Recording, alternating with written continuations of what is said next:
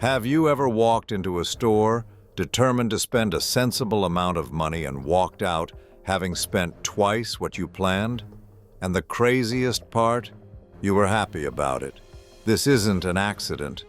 It's the result of a meticulously crafted psychological playbook perfected by one of the most valuable companies in the world. This isn't a story about technology, it's a story about your mind. And by the end of this video, you'll never look at that little fruit logo the same way again. Let's rewind. It's 2001. The press is skeptical. A company called Apple has just launched a new MP3 player called the iPod. Critics were quick to point out that other players on the market had more storage, replaceable batteries, and were cheaper. On paper, the iPod was an underdog, but it had one thing the others didn't: an irresistible psychology. It was sleek, simple, and promised 1,000 songs in your pocket. It wasn't selling a spec sheet. It was selling a feeling. Fast forward to today, and that same psychological engine drives trillion-dollar decisions. The initial problem for any consumer is simple. You want a good phone, a reliable laptop, a decent pair of earbuds. But when you enter the Apple ecosystem, that simple desire gets complicated. You're no longer just buying a device. You're being guided down a path where good enough is strategically made to feel not enough. The problem is that your own logic is being used against you. The turning point happens the moment you try to make a rational choice. Let's say you're looking at a new iPad. The base model is, say, $350. Seems fair, but then you think, I'll need a keyboard to be productive. That's another $250. Suddenly, you're at $600 for a tablet with a keyboard.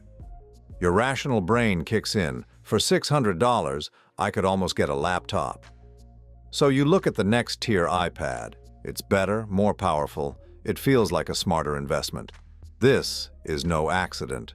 It's a pricing strategy known as decoy effect or anchor pricing. Apple masterfully sets up a product ladder where each step up seems like a minor, justifiable expense. For just $100 more, you double the storage. For another $100, you get a better screen.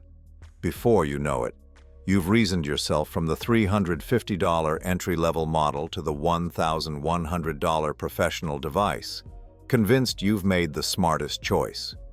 You didn't choose the most expensive option. The options were designed to make you arrive there. It's a labyrinth where every exit sign points to the premium product. Once you've made that first premium purchase, the real strategy kicks in. Ecosystem lock-in. This is the golden handcuffs of the tech world. Your first Apple device is the gateway. It works fine on its own, but it constantly whispers about what it could be if it had its friends around. They removed the headphone jack, making the seamless pairing of AirPods the most logical solution. Your iPhone constantly nags you about iCloud storage, making a monthly subscription the path of least resistance. Try using AirPods with an Android phone, and you'll experience lag and missing features. Try owning a MacBook without an iPhone, and you'll miss out on the magic of universal clipboard and AirDrop. This isn't just about convenience. It's about creating a walled garden so beautiful you forget there's a world outside. A 2022 study suggested that once a user owns more than 2 Apple products, their likelihood of switching to a competitor drops to near zero. The cost of leaving, both financial and experiential, becomes too high. You're not just a customer, you're a resident. The results of this psychological master plan are staggering. Apple commands a loyalty rate that is the envy of every industry. But how do they maintain this aura of desire year after year? One of their most subtle and powerful tools is product placement. Did you know that Apple has a long-standing agreement with Hollywood? It's an unofficial rule. Villains in movies and TV shows are almost never shown using Apple products. The hero, the president, the brilliant scientist, they're the ones holding the iPhone. This isn't a random detail. It's subconscious conditioning. It links Apple products with goodness, success, and status. You don't see a commercial, you see your favorite character making a life-saving call on an iPhone, and a connection is forged in your mind. Then there's the illusion of scarcity.